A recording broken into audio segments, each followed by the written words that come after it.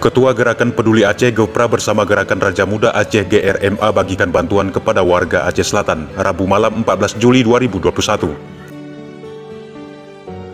Kegiatan yang dilakukan oleh Ketua Gepra serta anggota GRMA merupakan salah satu program sawu warga atau sawu masyarakat yang tidak mampu di seputaran Kabupaten Aceh Selatan.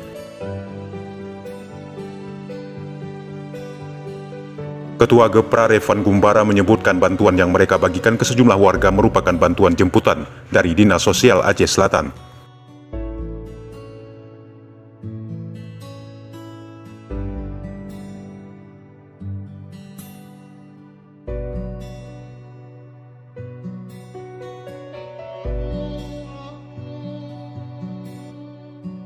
Berkat kepedulian Kadis Sosial Aceh Selatan Zubir Effendi, beberapa warga yang mengalami musibah telah dapat menerima bantuan tersebut.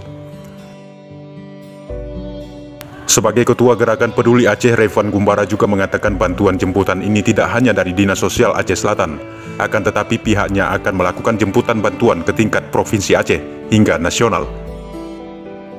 Muzakir RA, Jarak Pos Aceh TV, melaporkan.